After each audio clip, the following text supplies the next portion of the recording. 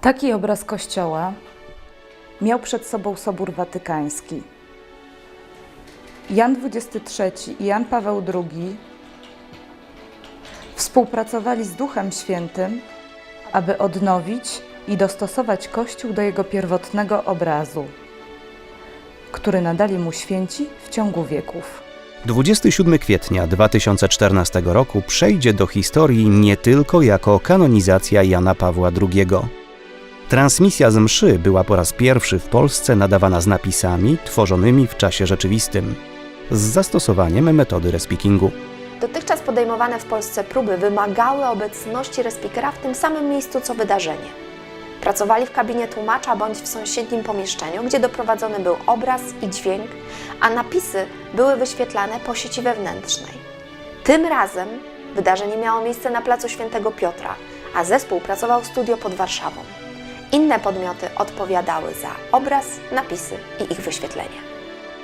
Wszystko to możliwe było dzięki połączeniu technologii telewizyjnych i internetu. Podczas mszy kanonizacyjnej powstawały dwa typy napisów na żywo.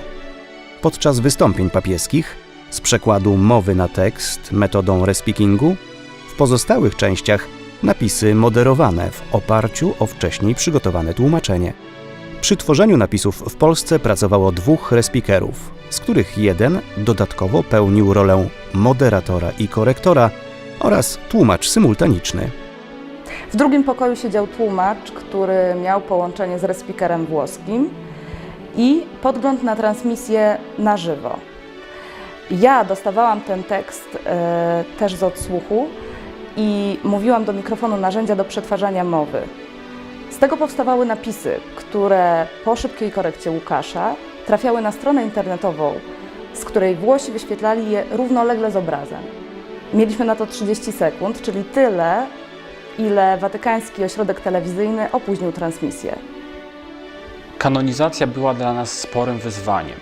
Po raz pierwszy tworzyliśmy napisy z przekładu z języków obcych i to na odległość. To wydarzenie, wydaje mi się, pokazało możliwość zastosowania napisów w tłumaczeniach symultanicznych, na przykład na konferencjach z udziałem zagranicznych gości. Chcieliśmy być przygotowani na każdą ewentualność. Gdyby wystąpiły problemy, byliśmy gotowi tłumaczyć z respeakingu angielskiego. W razie utraty odsłuchu skorzystalibyśmy z transmisji telewizyjnej w języku polskim. Msza kanonizacyjna w internecie oraz na telebimach w Rzymie była transmitowana z napisami w 4 językach: włoskim, hiszpańskim, angielskim i polskim.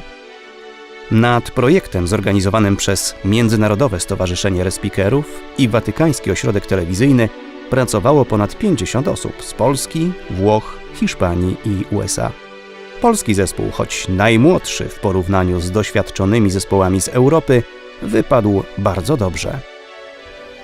Postawiliśmy na wysoką jakość i wierność napisów.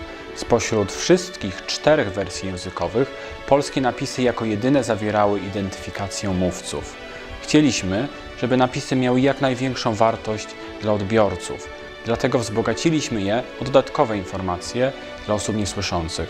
Mogliśmy to zrobić, ponieważ sami przygotowywaliśmy tłumaczenie.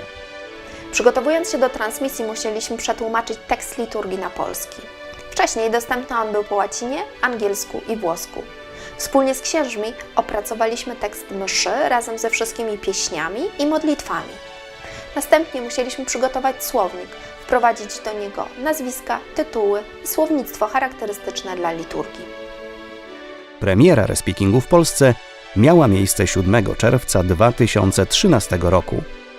Realizowaliśmy napisy na żywo podczas wydarzeń w Sejmie RP, Kancelarii Prezydenta i Biurze Parlamentu Europejskiego w Polsce. Podczas mszy kanonizacyjnej po raz pierwszy tworzyliśmy napisy na odległość i po raz pierwszy z przekładu z języków obcych. Pracujemy na stworzonym specjalnie dla języka polskiego programie Magic Scribe firmy Unicon Integral.